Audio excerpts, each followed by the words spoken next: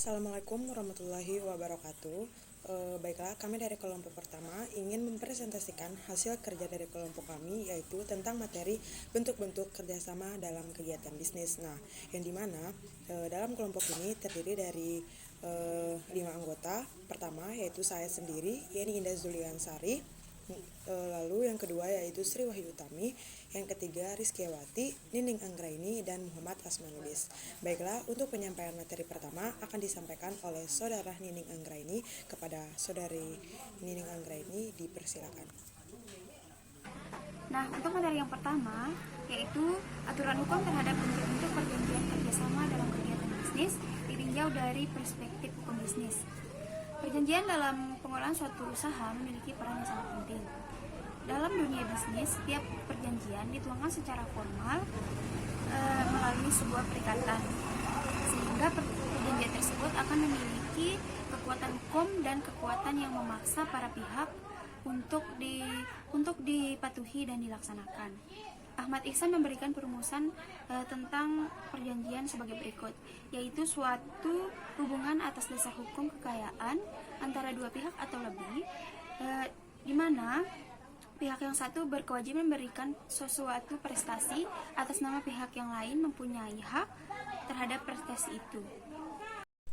Perkenalkan, nama saya Rizkyawati. Materi selanjutnya yaitu di sini istilah persetujuan dipakai untuk pengertian yang sama dengan perjanjian. Sebagai hasil terjemahan dalam bahasa Belanda dari keempat syarat-syarat untuk sahnya suatu perjanjian, maka dua syarat yang pertama atau sepakat dan kecakapan disebut syarat-syarat subjektif. Sedang dua syarat yang kedua atau hal tertentu dan kausa adalah syarat-syarat objektif. Secara hukum, bentuk-bentuk perjanjian tertulis yang dibuat dunia bisnis khususnya berhubungan dengan kekuatan pembuktian meliputi yang pertama, perjanjian di bawah tangan yang ditandatangani para pihak yang bersangkutan saja. Perjanjian semacam itu hanya mengikat para pihak dalam perjanjian tetapi tidak mempunyai kekuatan mengikat pihak ketiga. Yang kedua, perjanjian yang disahkan notaris dengan melegalisir tanda tangan para pihak. Fungsi kesaksian notaris atas suatu dokumen semata-mata hanya untuk melegalisir kebenaran tanda tangan para pihak.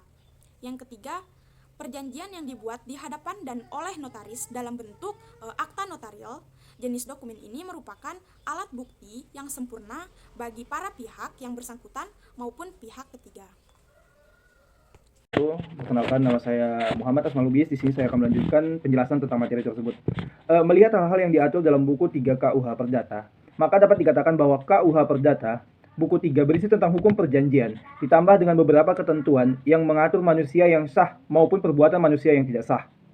Eksistensi perjanjian sebagai salah satu sumber perikatan dapat kita temui landasannya pada ketentuan pasal 1233 Kitab Undang-Undang Hukum Perdata yang menyatakan bahwa tiap-tiap perikatan dilahirkan baik karena perjanjian, baik karena undang-undang.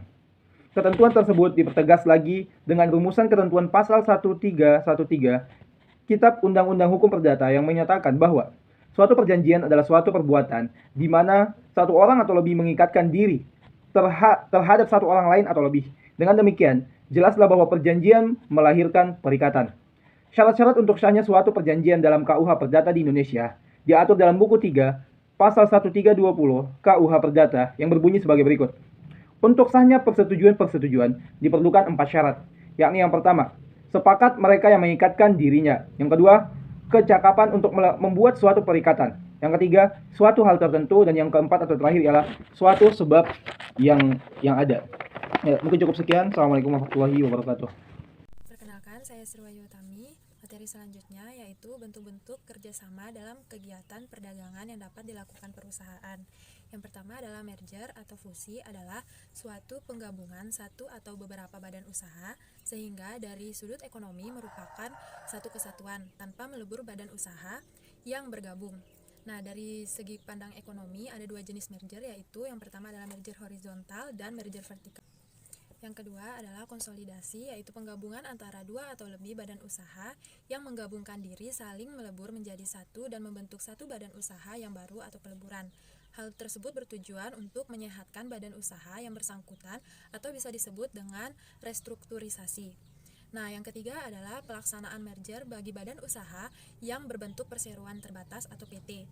Hanya dapat dilakukan apabila telah mendapat persetujuan rapat umum pemegang usaha atau RUPS masing-masing badan usaha yang terlibat. Kenalkan, nama saya Yani Indah Zuliansari. Baik, untuk materi selanjutnya yaitu ada D, joint venture, yaitu secara umum diartikan sebagai suatu persetujuan di antara dua pihak atau lebih untuk melakukan kerjasama dalam suatu kegiatan. Persetujuan yang dimaksud adalah kesepakatan yang didasari atas satu perjanjian sebagaimana diatur dalam pasal KUH Perdata. Kemudian yang E, yaitu waralaba atau franchise, berkaitan di mana salah satu pihak diberikan hak untuk memanfaatkan atau menggunakan hak atas kekayaan intelektual atau penemuan atau ciri khas usaha yang dimiliki pihak lain dengan imbalan berdasarkan persyaratan dan atau penjualan barang dan jasa.